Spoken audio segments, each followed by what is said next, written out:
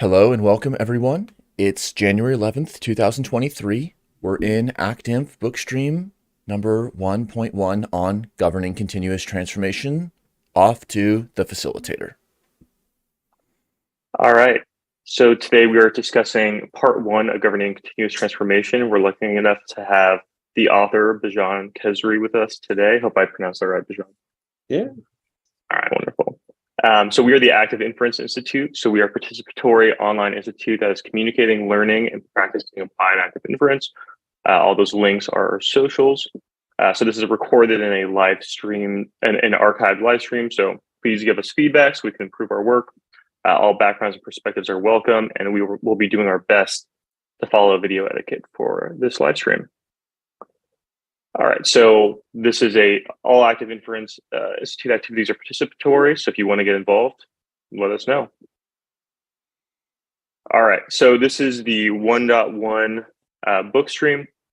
So we've been discussing governing continuous transformation, reframing the strategy governance conversation by Bijan Khezri. So over the past 4 live streams, we've been discussing part 1 of the book, section by section.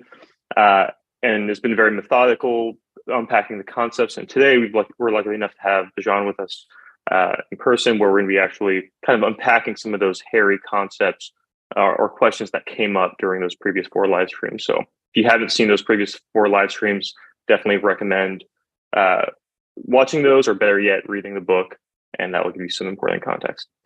All right, so let's go into it. So before we get started, let's just do some quick intros. So I can start us off. So let's do like an intro, and then we quickly just say what you're excited about today. All right, so my name is Tyler. I work in DAO governance and protocol design. In a previous life, I also was a strategy consultant at large corporations. So organizational change is something I'm very personally passionate about, and I'm really excited to kind of dive into some of these thornier questions that came up over the previous 4 live streams. I'm very happy to have Bijan with us here today. I'll pass it off to Blue. Hi, I'm Blue Knight. I am an independent research consultant in New Mexico. My background is largely neuroscience, but I am a founding member and on the board of directors here at the Active Inference Institute. So I'm very excited to kind of get the perspective of free energy governance. Like, we are the Active Inference Institute. We should be using free energy governance in the way that we kind of drive our institute forward and with our board and our governance methods. So I'm excited to just be studying this concept and learning how to best apply it to my work here at the Institute. And I'll pass it off to Daniel. Hey, I'm Daniel. I'm a researcher in California. Looking forward to the conversation today, to continuing to develop our relationship with the work, and just to check in periodically as the niche continues to develop so rapidly, which is a focus of free energy governance. So, Bijan, to you. Okay, so I should address the very same questions. Well, obviously, in life, everything is very past dependent. So I happen to actually at a very young age go on the board of directors of public companies, and as a result of it, I was always fascinated actually how companies are being governed. And I was many times also astonished about the fact how disconnected the very top of the company, where all the decision power resides, is disconnected actually from the front line of the company. I do recall actually one of the boards I have joined in 2019, very exciting company, Zülke. It's a difficult name to pronounce, but it's a global leader in innovation services. We do really fascinating projects around the world. And when I introduced myself, I said, there's really all the intelligence in a firm is really at the bottom. It's not at the top. So that was obviously very surprising for board members to listen to, because there's a very self-understanding of board members is that they are the smartest guys in the room, and that they obviously are entrusted by the stakeholders with allocating all the resources. So I'm really excited about how the role of the board has to change in a world which is and has become increasingly discontinuous, very distributed, where a bunch of very smart guys meeting up 4 to 8 times a year to take all the key decisions in the company is not, in my view, a recipe for sustainable success. And that has obviously led to the fact that many times CEOs become very, very powerful, and the board is there to guide, to advise, to approve, and to make sure kind of things are more or less in order. But I think, like with everything, with every person, with every process, it's a little bit like flipping the coin. I mean, as much as certain things or certain people explain success, they eventually also explain failure. And the idea really behind the free energy governance concept, and inspired obviously by Carl Friston's free energy principle, is when you look at biology, you look at nature, you start understanding there's a lot of self-organizing mechanisms which determine the survival of an organism. And my idea and the drive behind free energy governance is really, we should be revisiting a number of self-organizing principles to make the company actually much more resilient in discontinuous and distributed market environments. I'm just looking at the questions, the other questions. I mean, that's certainly something I'm excited about. That's in a nutshell really what has been inspiring from my background and from a theoretical point of view, the free energy governance concept. And I do think, and that's why I'm looking really forward to this session, and I really appreciate the diligence with which you have prepared it and the questions, that when I talk about the free energy governance concept, people get it, because there's really 3 simple dimensions. There is a structural dimension, which very strongly inspired from neurosciences, but how do we connect actually our prefrontal cortex with the nervous system, and how is it an interactive top-down, bottom-up connectivity, which has to work.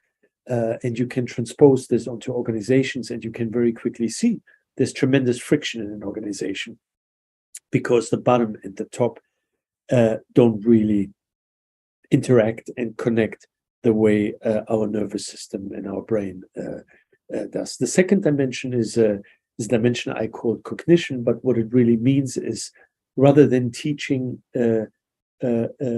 adaptation, which is really the dominant school at MBA programs, we should be analyzing the environment and then adapt accordingly.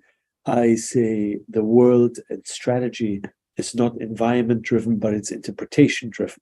So when you take a more interpretation driven approach, you are much more in power to create actually your own. I don't like the word reality, because that's a very relative concept, but you create your own eco niche, and the eco niche you really want to compete in. So I do believe we are much more in power than we resist to believe. And the third dimension is related to capabilities, and capabilities is a big topic in management science, obviously. Capabilities at the board level haven't been really addressed. And my work on the free energy governance side is trying to develop capabilities at the board level and certain meta capabilities. And that really leads into the topic when we say, in a distributed and discontinuous world, how does the board has to evolve in order to be meaningful? It's either going to be completely irrelevant, it could be potentially a source of inertia, or it can allow the company to prosper and to outperform its competitors. I guess for this slide, I wouldn't say much more. Awesome. There's a lot to dig into there, and so we'll get to some of those bigger topics in a second here. All right, so this is where we're at in the book. We've been reading part 1 up to now, which is a lot about framing the conversation about what free energy governance is and the free energy principle. And right now we're at the conclusion, so we'll read the abstract for that in a second here. All right. So the roadmap for today is a discussion around these 7 questions. In the beginning of the discussion, we'll be talking more about like really how do you communicate what free energy governance is. And then later in the discussion, we'll be really more getting into some of the nitty-gritty questions about maybe some of the implementation of what free energy governance can look like. And we'll keep it free flowing today. I mean, we'll try to get to all these questions. If we get off on a tangent, that's actually totally fine. And we can just kind of take the conversation where it goes. Very good. Yeah, please. Oh, sorry. We'll start off by reading the abstract, and then we'll kind of get into the discussion. But Bijan, was there something that you want to say before we move on? No. I follow you. Okay, great. So, Blue, do you want to read the slide for us? Sure. Is that all that's on the slide? No, there's one more. Okay. Strategic renewal research is now confronted with important challenges concerning process design, cognition, and dynamic capabilities. Sensing and sense-making of relevant signals as a basis for initiating strategic renewal are preceded by an action-centric and explorative engagement with the world. We are moving from co-aligning organization with environment in form of adaptation to co-creation as firms build agility through distinctive environmental enactment. All existing frameworks and studies in corporate governance, as well as strategic cognition, remain characterized by one or a combination of the following fundamental limitations. Cool. I can take this slide. So, 1, the environment and environmental change are generally treated as objective reality. 2, strategic renewal is treated as a top-down content rather than top-down, bottom-up process challenge. Strategic renewal is studied at the managerial level, but only marginally at the board level. Formal processes are the focal unit of analysis. And 5, demographic and universally measurable variables dominate with no due consideration for strategy-relevant meta capabilities at the board level. Free energy governance introduces a novel, cross-hierarchical, generative, inference-centric framework empowering the firm as a generative model of its eco-niche. Shareholders and board of directors must interpret the board's strategic relevance in a discontinuous world. If not, the board is prone to turn into or remain a source of inertia compromising firm performance and survival. All right, let's get into it. So, first question here is just, free energy governance, as we've been going through this last, 4 live streams, it can get very deep, right? There's like a thermodynamic angle to it. There's an information theory angle. There's a machine learning angle, right? So you can go down the rabbit hole and you can go very far. But at the end of the day, too, like there's a very intuitive way you can think about free energy governance.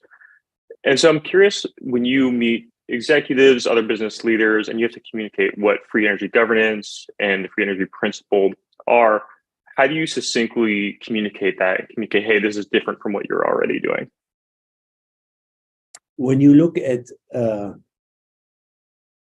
what has been happening in the last 20, 30 years, we see that technology is not only building incredible connections, but we also do see that the cost of innovation is coming quite dramatically down. If you take a startup in Silicon Valley in the 1990s, to build something, let's say, which would take $1 million at the time, you can probably do it today with $10,000, the same thing. So the power of the individual in creating new stuff, changing the way we consume product-wise, has increased dramatically. As a result of it, discontinuity has been rising dramatically.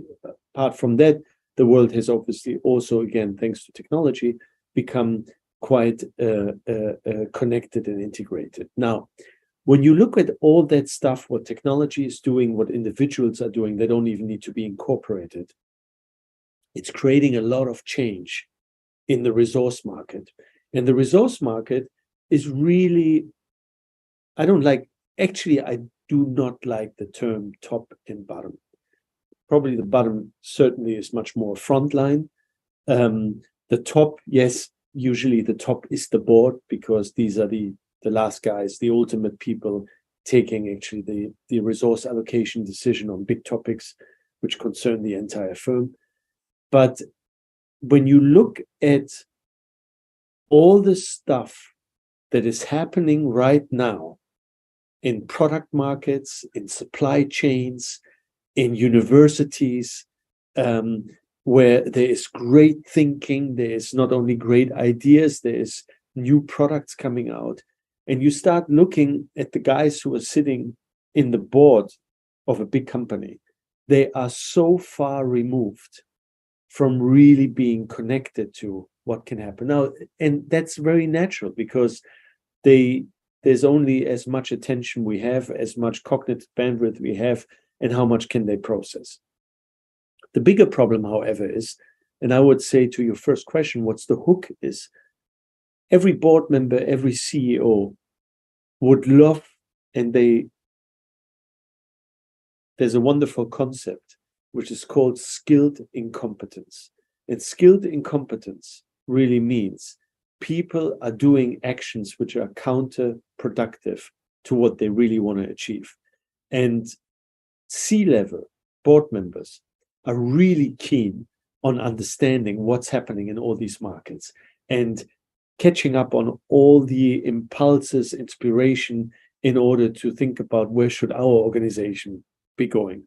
But inadvertently, they're creating a lot of friction and they're bringing themselves far more removed. So the big challenge, and this is really what free energy governance is addressing, how can we connect the top and the bottom in a much more efficient way? And that has a lot of challenges because you have middle management, how is information traveling? But a much more interesting thing is, which is happening right now, is when you look at artificial intelligence effectively allows you to decouple two things which usually came as a unity. It is the prediction and the judgment, which together form a decision. So when you look at the anatomy of a decision consisting of prediction and of judgment, with the increasing deployment of artificial intelligence, that is being actually decoupled. Now, what that means is that the value of human judgment becomes much more important. But then the question does arise, who is best positioned to make the judgment? Is it really the C-level?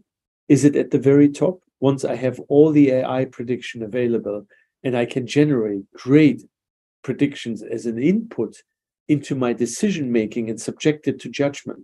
So all of a sudden, you have to very carefully think what should be and continue to be decided at the very top, and what should be not reach the top any longer because it's taking too long, it's creating too much friction.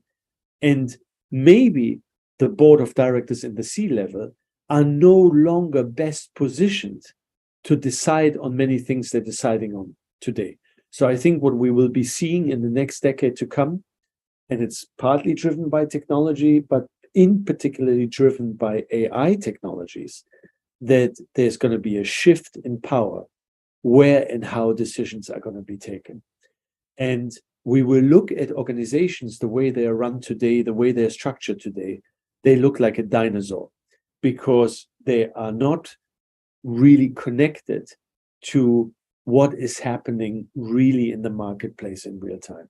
So the C-level is facing a big challenge of how they're connecting to the bottom and how the information is flowing as a basis for them to take great decisions. Second, decision power is probably becoming within an organization also more distributed. So it's not going to be as centralized as it used to be. And the more important thing is, and this is very fundamental to free energy governance, is communication. When you look into companies today, and even companies where I'm on the board of, it's frightening to see how communication is a real problem.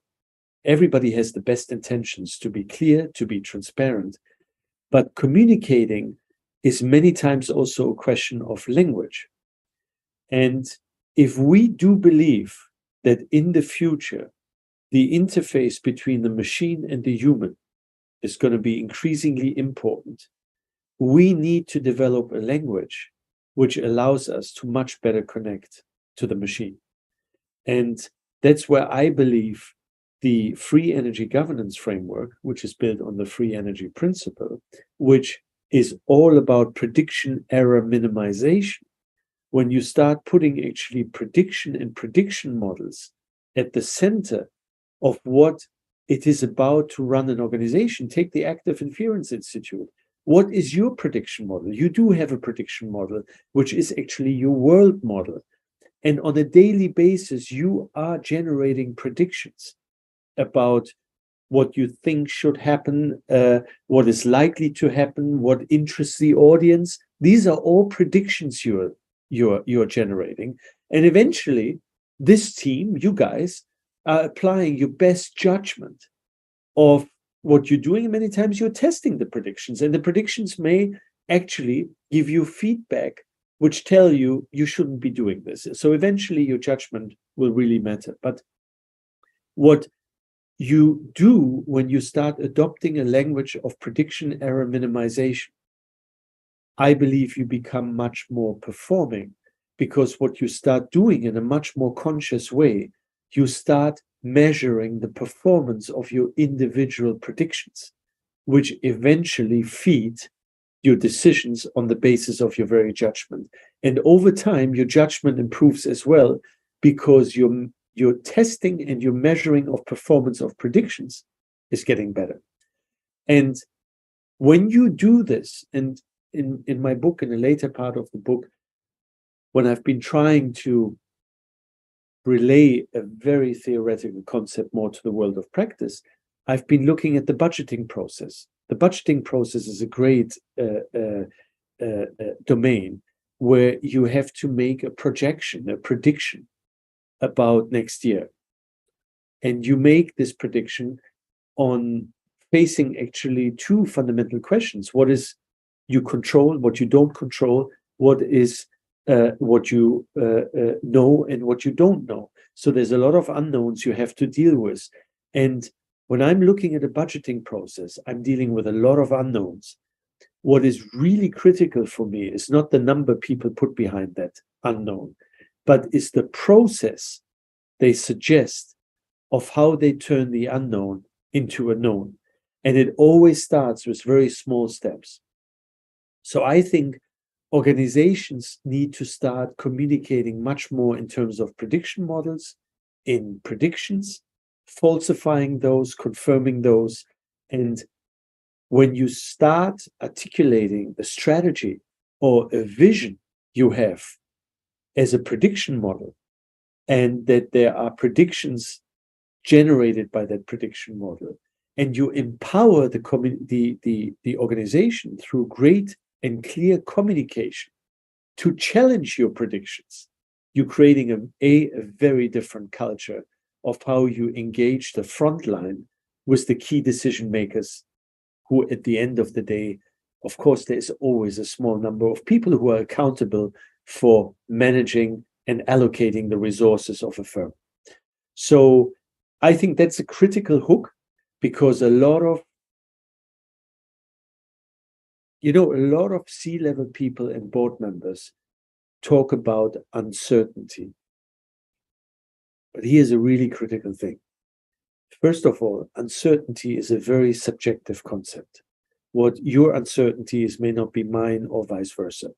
So in my view, when somebody says the world is uncertain or unpredictable, I mean, we all agree there is a lot of things we don't know what's going to happen tomorrow. So in that regard, there's many, many worlds that could appear in that regard. Yes, there is some degree of unpredictability.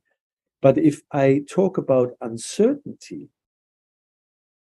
of course there is uncertainty, but at the end, using uncertainty and unpredictability is really just an admission of the very limitations of my world model, because uncertainty is an incredibly rich training ground for my predictions to eliminate and reduce uncertainty and turn unknowns into knowns. And when you look at organizations, and I think sometimes most of the time, C-level and board level are not aware of the fact, if the further you go down in the organization to the front line, they have much more intelligence and understand much better how rules are creating the source of inertia and actually masking and burying uncertainty and don't make it available for prediction testing and ultimately better decision making. So our challenge in today's world, with a lot of discontinuity, a lot of change happening for very understandable reasons, because the individual has more power, we have cheaper technologies available to create much more impact. We need to embrace uncertainty. We should not avoid uncertainty. And today, the organizational frameworks are not in place to allow organizations to embrace uncertainty, because they don't know how to talk in prediction and prediction models and test those predictions. I'm sorry, Blue. Sorry, I thought you were wrapping up. I just wanted to just ask a quick follow-up question. Can you clarify what you mean by discontinuity or discontinuous? I mean, I think I have an idea, but I would just like to maybe have a more clear. You know, I try to avoid the word disruptive.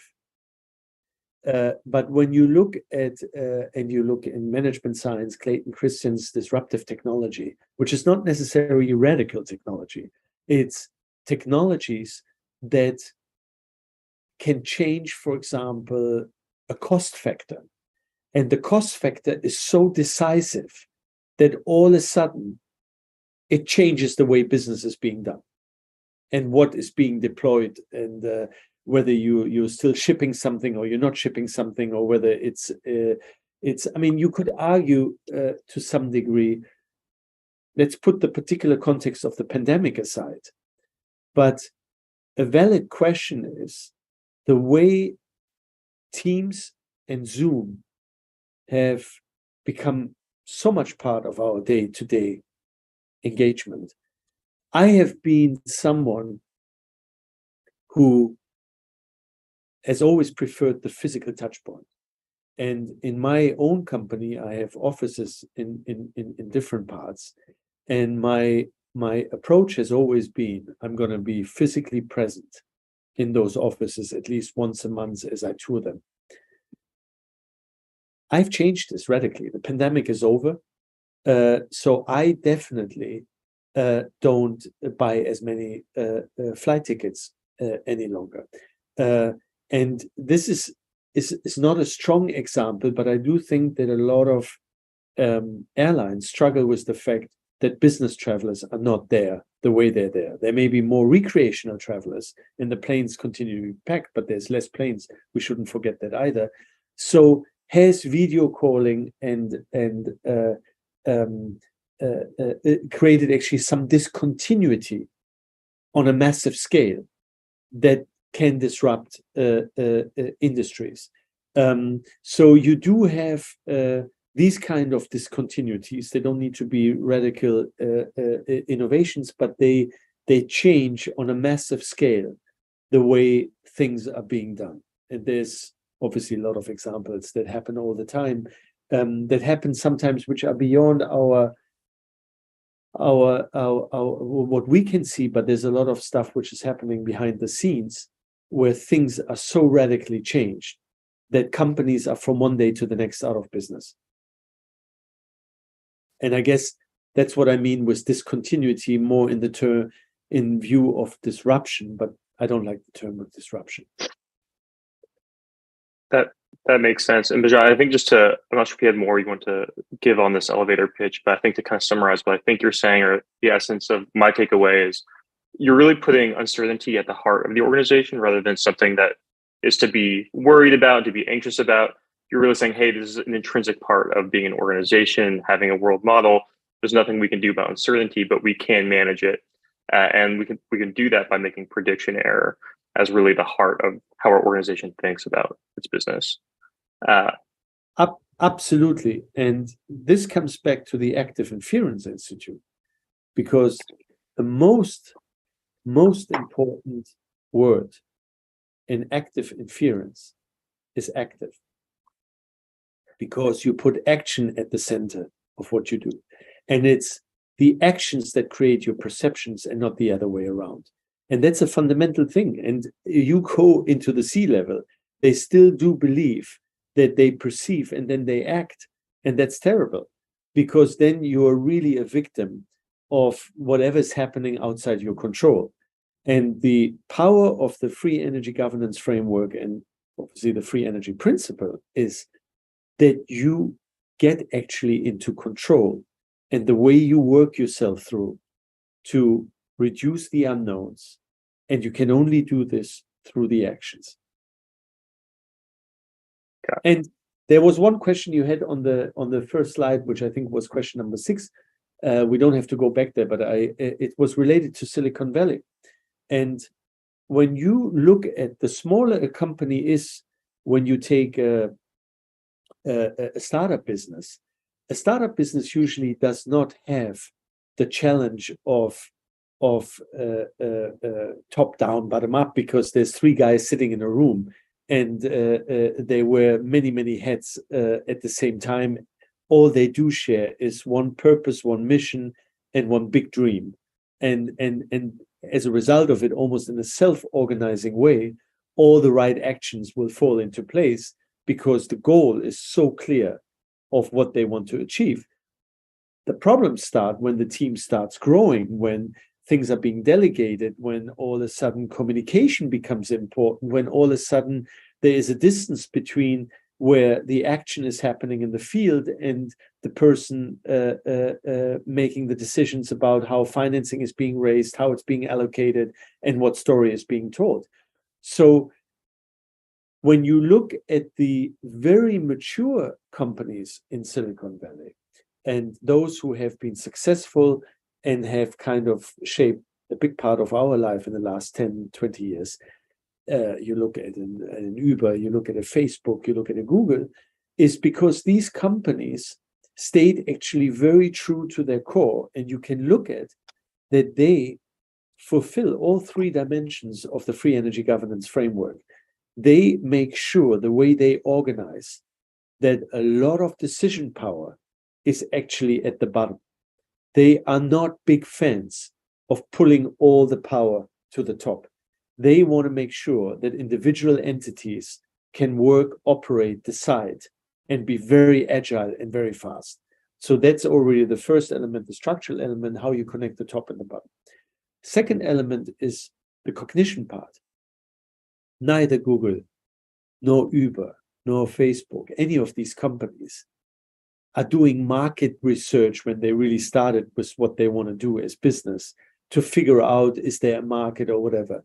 They create something which they enact driven by a deep passion, many times a deep passion of believing this is how the world should work.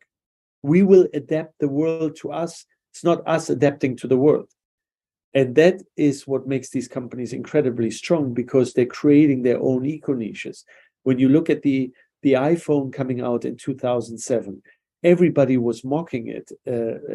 BlackBerry, which some of you may not know even at the time, but was the dominant communication device because it had a great keyboard and all of this. To have a phone without a keyboard was every disadvantage, low battery, which was literally putting everything together, but everything was really suboptimal.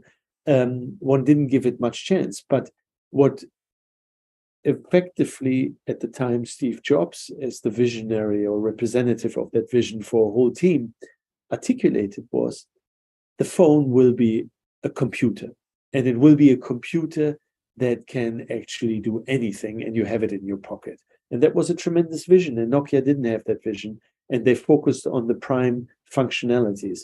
So I think what these companies do is, and that's the second dimension of the free energy governance framework, they really enact their own environments. And the third one, which is related to capabilities in the free energy framework, is, and I have related to this in the free energy governance framework in my book. I try to be very specific, but the capabilities part I focus on is how, and I'm always focusing capabilities on the board level. And on the board level, I look at how you manage duality. And in business, there is 2 sets of dualities which explain everything. These are the 2 fundamental sets, and only those 2 sets. The one is, how do you manage simultaneously exploitation, and exploration. You have to manage your existing business and optimize it and take that cash flow, which is available. And you have to work on the future cash flow, which doesn't exist yet. You don't have the products yet. And you have to find a way, which is very challenging. Lots of books have been written about it, of how you manage these two things in parallel. In the meantime, my view is these things happen actually almost at once on top of each other, rather than being two separate organizations. But there's many different views, also depending on the maturity of the company, the life cycle of the company, what is a better approach? That's the first set. So first set between exploitation of today's cash flow and developing through exploration tomorrow's cash flow. The second set is a very important one, is the trade-off or the duality between financial control and strategic control. Financial control in this context means M&A, how you buy other companies, which you're not doing in-house, to accelerate and to move forward. Strategic control is really in-house innovation. So a company and a board is continuously challenged. Is there a sustainable balance between in-house innovation and external innovation?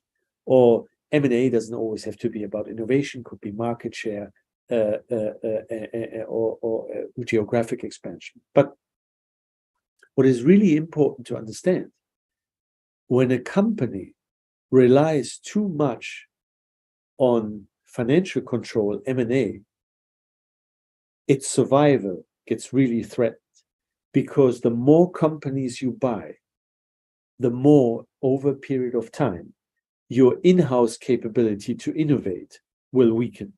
And effectively, you're losing your strategic control. Now, coming back to the Silicon Valley companies, what they have done tremendously successful, whether it's a Meta, Facebook, Google, they have been continuously investing. They have been the biggest investor as a percentage share of their revenues. They have invested in R&D, but at the same time, they buy a company every month. So they keep this balance in an incredible way.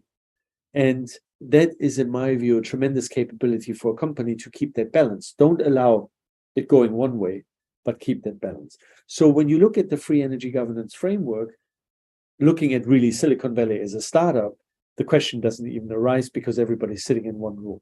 Now you take these massive companies, some of them are the biggest companies in the world, like Apple and so on. They have mastered it, in my view, by not being obsessed of how the top has to control everything, understanding that we are much more powerful as an organization if the unknowns are being turned into knowns, and that those who are capable of doing it are empowered, and they're usually much closer to the resource market, suppliers, technologies, clients, in order to do so. So I do think in those companies you find many facets of it, which make it very successful. And I'm very convinced that they are also the next companies who are embracing artificial intelligence as a way of changing again how organizations are structured, how they take decisions, and how the power may be shifting. But, and that was one of the questions you asked me, which is on the slide, is why being so obsessed with the board? Actually, I'm not obsessed with the board as such, but the reality is that the board, depending on, the role of the board varies many times from countries, from jurisdictions, culture, what role they play. But when you look at a typical board, the CEO may be on the board. In the US, the CEO usually is on the board. The CEO is actually usually also the chairman. In the rest of the world, they strictly separate these two roles, CEO and chairman. But you will have the majority of the board members being non-executives. And these non-executives have no role in the day-to-day operation of the business, but they come and they leverage their expertise from different industries, and overall their experience they have accumulated over usually a longer career. And the board because it is not executive, is, in my view, uniquely positioned not to get involved in the content dimensions of the business. The board can't tell you, you should be buying this, you should be doing this. What the board should be doing is to ensure that we have a process that allows for free energy governance to come to life, bottom and top properly connected, articulating prediction models, having the right language, articulating predictions, and empowering the rest of the organization to challenge those predictions. And the third one is where the board has to self-evaluate. Are we really keeping a good balance between strategic control and financial control? And these are a role which, in my view, cannot be delegated to the CEO and needs to come actually from a meta organ, which literally the board is, to ensure those processes and just make sure that they are in place and that they stay alive. Got it. That makes sense. So if I understand you correctly, it's not to say that a board is like intrinsically a part of free energy governance, but like we have inherited these legal structures where oftentimes for nonprofits and C Corps, you need to have a board. So you might as well put it to good use. And a nice attribute of a board is that it's separate from the rest of the organization. And that means can play this kind of unique and special role in free energy governance. Does that characterize what you're saying correctly? Absolutely. And if you look at a DAO, I mean, effectively, it's a software, and it's a contracting. I mean, a smart contracting in a certain way. So what you should be doing, because in the DAO, the governance dimension is not about content. I mean, it's not about saying, you should be going left, you should be going right. The real question is, are you following the right process when certain things should happen or they shouldn't happen? And that, in my view, is for a board should be the guardian of institutionalizing and of keeping alive self-organizing mechanisms, as I described them with the free energy governance framework. And I think in a DAO, you may actually write this into the software, the way those things, it's the language, the communication, the way actually what information can actually take decisions and has the right judgment. That makes sense. I'm actually curious. This might be a hard question. I think part of the reason it's hard is very contextually dependent. But I'm wondering if you could have your pick of like a different governance structure, right? Maybe it's not the board, but something else that would be more fine-tuned and appropriate for free energy governance. And like you can have any legal structure you wanted. Are there things that you would change about the board, or maybe it's like just not the board at all, it's a different kind of entity that you would think would be more appropriate for free energy governance? I do think that the power of the board, and if you think about it, it's funny, historically, it was never one person aboard. It's always like 2 people, 3 people. So I do think the idea of having a small group of people coming together that are not involved in the day-to-day business as a management team to deliberate and think about very key decisions about which concern the whole firm is, in my view, irreplaceable. And I really do believe in this. Now, what we do see, however, is that some boards are completely irrelevant. Some boards are a source of inertia. And a lot of the corporate governance literature is about how do you make the board really effective? Then it comes into diversity discussions and all of this. I don't think that is really the key. It really comes down to, I'm not a big fan of the diversity in terms of stereotypical diversity. To say, we should have, for example, the Nordic countries in Europe have made it the law that a certain number of board members need to be female. And right now, it's really crazy because they don't find enough women. So who are prepared to go on the board even, and who are qualified to go on the board. And I think that is the wrong way. I think what you want is you want to constantly self-evaluate as a board to ensure that you have the right expertise, the right qualities on the board to steer the company through its next challenges. Got it. I see. So instead of like a top-down mandated version of like, hey, this is the kind of diversity you have, that should actually be an internalized process where you would internally be saying like, hey, actually, we don't have representation from these groups. That's actually probably hampering our decision-making processes in these ways. Let's intentionally create diversity to create new cognitive capabilities on our board. Does that capture that right, John? I would put the emphasis on the cognitive dimensions. Having said this, see, I'm on the board of a company in Switzerland, which is quite big, has many thousands of employees, is involved around the globe. Okay. And I'm always embarrassed when I look at the website and you have 4 male whites guys on the board.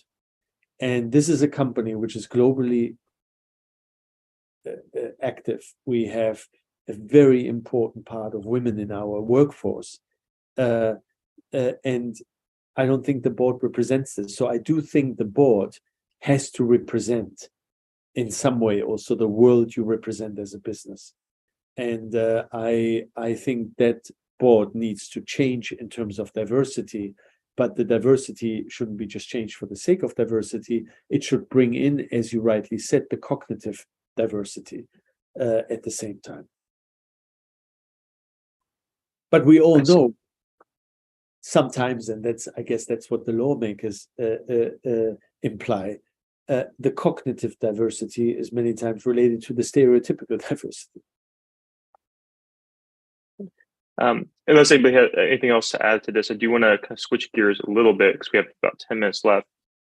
And so something you're talking about too is like you're envisioning a very different version of what a board looks like. And get to the right slide. So both for like implementing free energy governance from the perspective of being inside a board, but then also within the entire organization, like it's a very different way that especially a board needs to operate.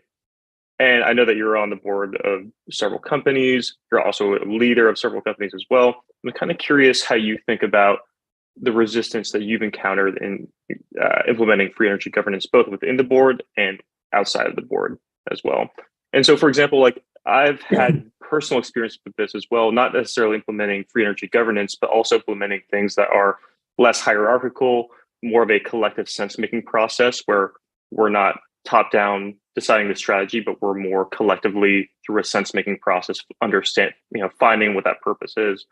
And I've often found that can be very disorienting for folks, and a lot of fear and uncertainty arises during that process, and a lot of resistance comes during that process as well. I would imagine that you would encounter similar things in implementing free energy governance, both within the board and then within the larger organization. So I'm kind of curious about types of resistance that you found and how you've kind of overcome that resistance in your own organizations. Yeah, very good question. I mean, effectively, it's a question, or this whole topic touches upon. Let's be very precise. How do you make actually free energy governance work in an organization? Give me some very precise tools. If I was interested now in bridging the bottom and the top and doing all these things, what should I do? Give me a plan. Give me some inspiration what other companies have been doing. That's what I'm looking at putting together now through a research project I'm undertaking to look at companies. They may not call it free energy governance, but they're dealing precisely with those issues and what they have been doing. But I want to so my answer will be twofold. I'm going to answer, first of all, with your question, and then come actually to what should be done, because the two are kind of related in a certain way. The resistance I see in boards is when you look at a board of directors, it's a really very strange group of people, because most of the time, the recruitment of those people is coming through connections. I mean, of course, many times you do have a headhunter saying like, we need a board member. Can you find us somebody interesting? And somebody comes. And that happens. I'm sure, I don't know what the percentage is, but a fair share of board positions are being done this way.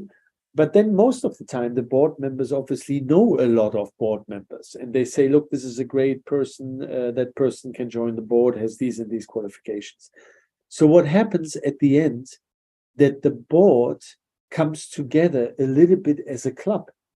So there is in the board, and by the way, there's a lot of research which also says it's quite important that the board members get along very well, so that there's a good climate.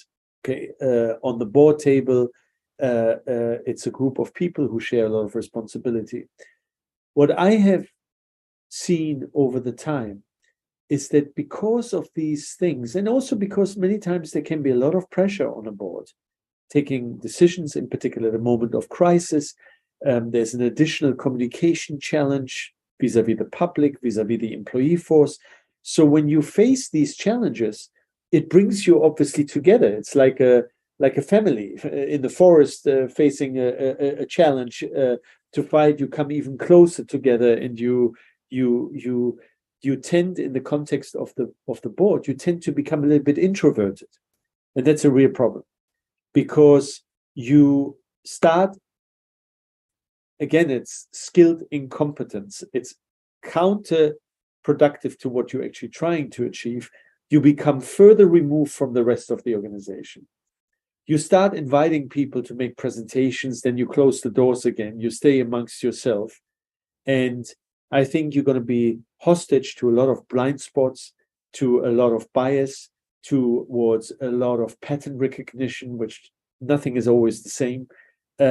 And you start becoming a little bit too overconfident the way you can take decisions. And my approach has been, and that's a problem. I do think that every board, what I've just described, suffers to a certain degree from that pathology. And that makes it sometimes very difficult, because when you think about it, the free energy governance framework is all about how the board opens, how the board communicates, how the board connects and picks up the intelligence which is at the bottom. And now we come to very concrete measures of what you can do in order to actually change this.